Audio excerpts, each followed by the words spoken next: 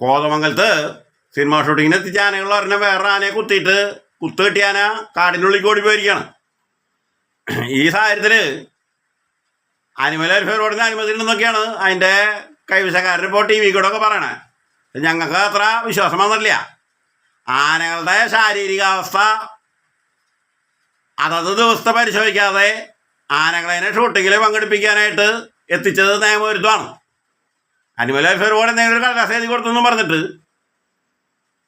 October 2-നും 3-നും Thrissur ജില്ലയിലത്തെ പഴഞ്ഞിയിൽ പള്ളിപ്പെരുന്നാളിന് രാവും പകലും എഴുന്നള്ളിച്ച് പീഡിപ്പിച്ച ആനകളെ ഒക്ടോബർ 4-ാം തീയതി തൃശ്ശൂർ ജില്ലയിൽ നിന്ന് വിശ്രമവും തീറ്റും വെള്ളമൊന്നും കൊടുക്കാണ്ട് എറണാകുളം ജില്ലയിൽ നിന്ന് എത്തിച്ച് അവിടുന്ന് കോതമംഗലത്ത് കാടിനുള്ളിൽ എത്തിച്ച് അവിടെ സിനിമ ഷൂട്ടിങ്ങിന് വേണ്ടിയിട്ട് അവറ്റേനെ നിർബന്ധിച്ച് ഉപയോഗിക്കുന്നതിൻ്റെ ഇടയിലാണ് ഒരാന വേറെ ആനയെ കുത്ത് കിട്ടിയ ആന കാടിനുള്ളിൽ ഓടിപ്പോയിരിക്കുന്നത്.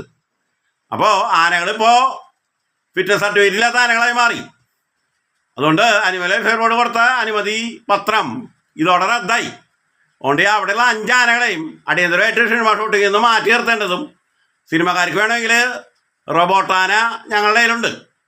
റോബോട്ടാനയെ ഉപയോഗിച്ചിട്ട് അവിടെ സിനിമ ഷൂട്ടിങ് നടത്തിയാൽ മതി എന്ന് വനംവകുപ്പ് അടിയന്തരമായിട്ട് തീരുമാനിക്കണം. മാത്രമല്ല തൃശ്ശൂർ ജില്ലയിൽ നിന്ന് 2 ദിവസത്തെ പള്ളിപ്പെരുന്നാളിൻ്റെ പീഡനങ്ങൾ കഴിഞ്ഞ് വിശ്രമം കൊടുക്കാതെ ആനകളെ ലോറി കയറ്റി അവിടെ കൊണ്ടുവന്ന് ആനകളെ ഓടിപ്പോകാവുന്ന സാഹചര്യത്തിൽ കുത്തുകൂടാനായിട്ട് പ്രേരിപ്പിക്കുന്ന രീതിയിൽ സിനിമ ഷൂട്ടിംഗ് സ്ഥലത്ത് കൊണ്ട് എത്തിച്ച സാഹചര്യക്കാരെയും വന്യജീവി വകുപ്പ് വന്യജീവി സംരക്ഷണ പ്രകാരം പെർഫോമിംഗ് ആനിമൽസ് രജിസ്ട്രേഷൻ റൂള് ലംഘിച്ചതിനും അടിയന്തരമായിട്ട് കേസെടുക്കണം. ഈ 5 ആനകളെ വനംവകുപ്പിൻ്റെ കേന്ദ്രത്തിലേക്ക് മാറ്റണം. ആനകളുടെ മൊത്തം രേഖകൾ പരിശോധിക്കണം, ആരോഗ്യം പരിശോധിക്കണം. ആനകൾക്ക് ഇനി ഭാവിയിൽ ഇത്തരത്തിലുള്ള പീഡനങ്ങൾ അനുഭവിക്കാനായിട്ടുള്ള സാഹചര്യം ഇല്ലാത്ത രീതിയിൽ വേണം അവരെ ഇനി വളർത്താനായിട്ട്.